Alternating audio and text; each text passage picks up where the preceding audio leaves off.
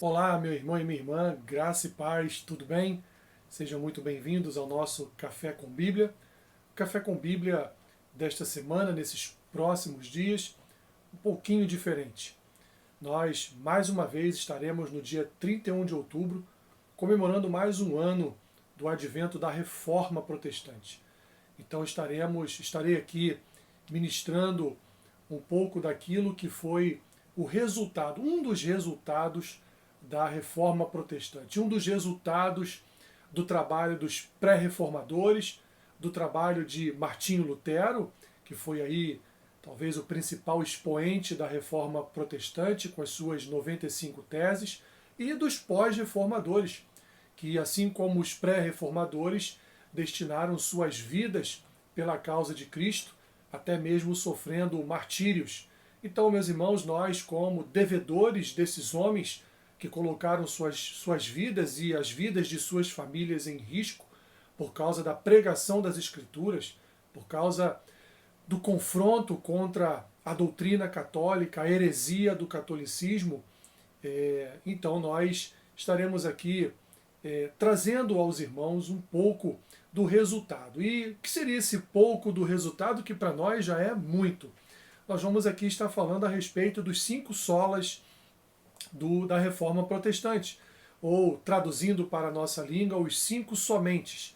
Então eu quero iniciar neste dia, nesta terça-feira, e que você tenha uma terça-feira abençoada, eu quero iniciar com aquele que talvez seja aí um dos principais solas, um dos principais somente, que é o sola Scriptura. E quero para isso me utilizar da mensagem de Paulo ao jovem Timóteo, que está registrado lá na sua segunda carta a Timóteo, capítulo 3, versículo 6, versículo 16, que diz assim: Toda a Escritura é inspirada por Deus e útil para o ensino, para a repreensão, para a correção, para a educação na justiça, a fim de que o homem de Deus seja perfeito e perfeitamente habilitado para toda boa obra.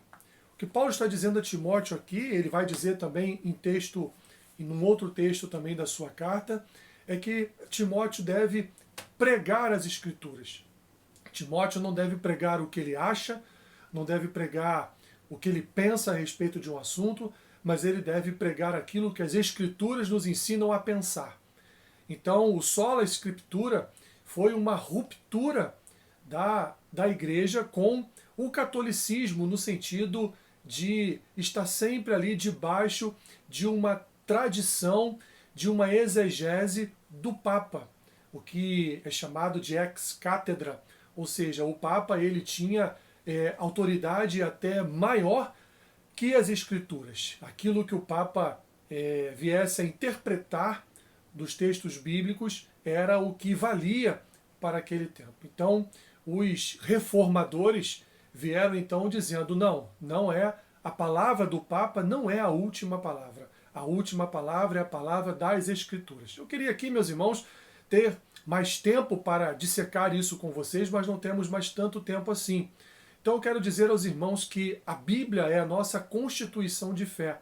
Não há nenhuma autoridade, nenhum governo, nenhuma outra palavra, seja ela de um papa, seja ela de um bispo, seja ela de um pastor, que venha a ser maior que a autoridade das Escrituras. Portanto, aquilo que o texto bíblico nos revela é aquilo que comanda as nossas ações, é aquilo que comanda as nossas vidas, é aquilo que comanda a nossa cosmovisão, o nosso entendimento a respeito da vida, a respeito da nossa espiritualidade, a respeito da nossa religiosidade. Portanto, repito, não é a palavra do Papa, não é a tradição da igreja, mas sim aquilo que a Escritura nos revela, aquilo que a Escritura nos revela e se auto-interpreta para o nosso entendimento. A Bíblia, meus irmãos, ela é inerrante, ela é infalível, ela é um conjunto de palavras ilimitadas. Por quê? Por que ilimitadas? Porque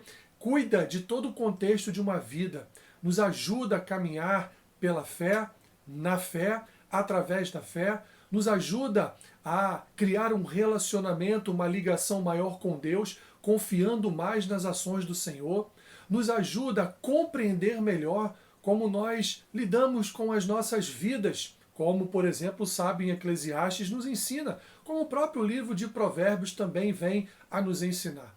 Nos conta a história do nosso Senhor e Salvador, como se deu o seu primeiro advento e como se dará o seu segundo advento. Portanto, as Escrituras são para nós a autoridade maior. A Escritura é o pilar da igreja, é o pilar da compreensão de quem é Deus e de quem somos nós diante do Senhor e diante de uns dos outros. Assim, meu irmão e minha irmã, a Bíblia é a autoridade maior. Isso que Paulo está dizendo a Timóteo, que as Escrituras elas servem para tudo, para ensinar, para repreender, para exortar, para admoestar, ela serve para curar um coração ferido, ela serve para transformar uma mente perversa, ela serve para vir a convergir um coração de um caminho mau, pecaminoso, para um caminho de santidade e de busca pela presença de Deus todos os dias. Assim, o que o Sola Escritura tem como princípio básico nos ensinar é que a Escritura é a autoridade maior da igreja. Não há nenhuma outra fonte que venha a suplantar, venha a ser maior do que as Escrituras. E vamos, no restante da semana, caminhando por cada um dos solas da Reforma Protestante. Hoje vimos então que somente as Escrituras é que comandam a nossa vida e as ações do povo de Deus. Que Deus te abençoe rica e abundantemente.